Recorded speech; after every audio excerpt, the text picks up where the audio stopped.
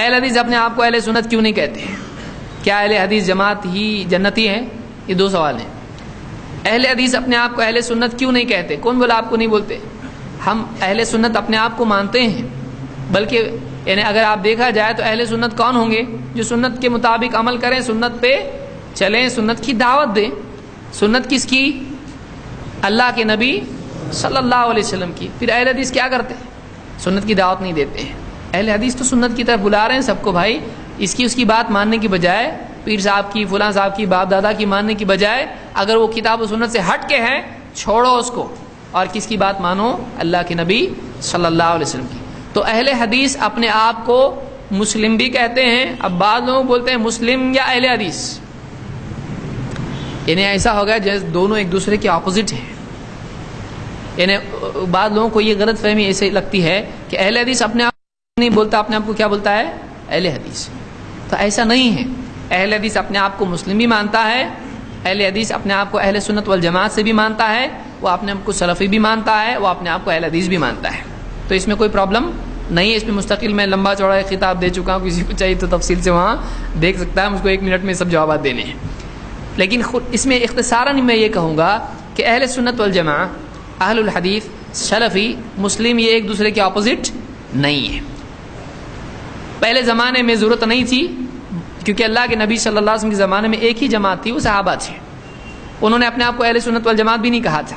بعد میں جب ضرورت پیدا ہوئی، بہت سارے فرقے بنے، تو انہوں نے اپنے آپ کو اہل سنت والجماعت کہا. یہ سلف نے اپنے لیے اختیار کیا ہے. تابعین کے وقت سے اس کی ضرورت پیدا ہوئی، انہوں نے ایسا کیا. ہم اس کو مانتے ہیں. کسی نے اس کو غلط نہیں کہا پوری امت میں. اگر آج کھڑے ہو کے کوئی کہتا ہے کہ یہ غلط ہے، وہ اپنا مقام دے گی میں کہاں ہوں. تو بہت سارے وہ لوگ جن کو صحیح سے کچھ پڑھنا آتا نہیں ہے، وہ لوگ اس طرح کی باتیں کریں، جو قرآن بھی صحیح سے نہیں پڑھ پائیں، تو یہ بہت ہی غلط بات ہے. سلف عام طور سے اپنے آپ کو اہل السنت والجماعت کہتے آئے ہیں. ابن سیرین وغیرہ کے اقوال آپ دیکھیں، اور بعد میں کسی نے ان کو غلط نہیں کہا. آج کھڑے ہو کے ہم بولیں یہ غلط ہے، تو یہ بہت عجیب بات ہے. امت کا گویا کہ اس پر اجماع ہے، کسی نے اس کو غلط نہیں کہا.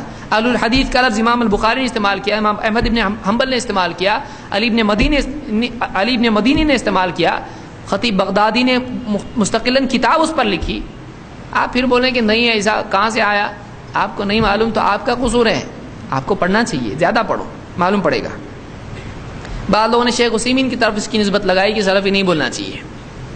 یہ کاٹ چھاٹ کے بولنا ہے. آدمی کو چاہیے، شیخ عثیمین کے میرے پاس سٹیٹمنٹس ہیں کہ انہوں نے کہا سلفی ہی آپ پر ہیں.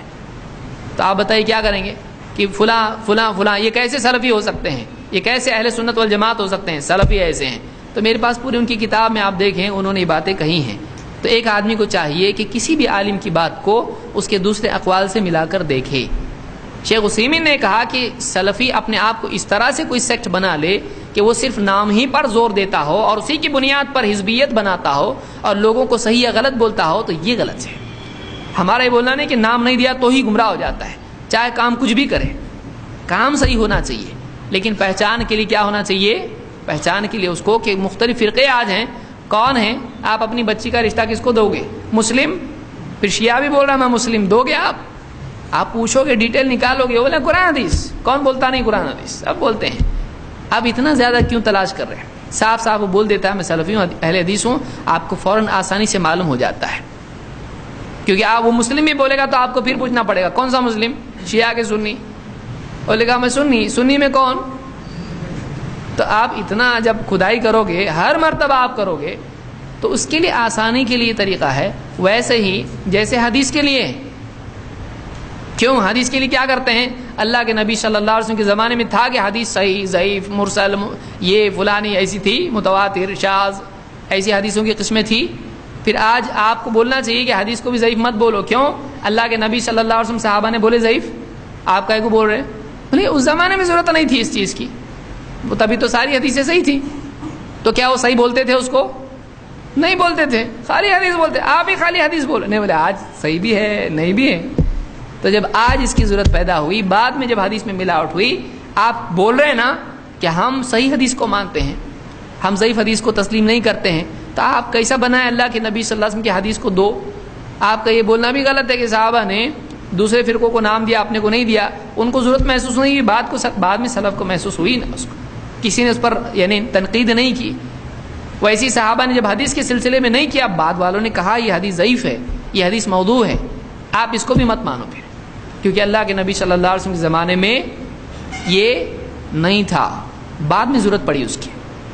اب جب حدیث کے سلسلے میں آپ کا جواب اگر یہ ہے کہ نہیں بعد میں ضرورت تھی، تو حدیث سے زیادہ عالموں کے اور لوگوں کے سلسلے میں اس کی ضرورت ہے، جن سے پورا دین آدمی لے رہا ہے۔ ایک حدیث لینے کے بارے میں جب اتنی ضرورت ہے صحیح ضعیف کی، تو پھر وہ سارے دین کے بارے میں ضرورت کم ہے کہ زیادہ ہو گئی؟ زیادہ ہوگی۔ ہاں ہم یہ کہتے ہیں کہ کوئی آدمی یہاں لگا لے لیبل اہل حدیث، بس اب جنتی ہو گیا، یہ غلط ہے، یہاں پٹی باندھ لے ایک دم اہل حدیث زندہ باد، تو یہ غلط ہے، کیونکہ قیامت کے دن نام کی بنیاد پر جنت ملے گی، قیامت کے دن آدمی کے عمل کی بنیاد پر، ایمان کی بنیاد پر جنت جہنم کا فیصلہ ہوگا، اس کو بھی یاد رکھیں۔ بہرحال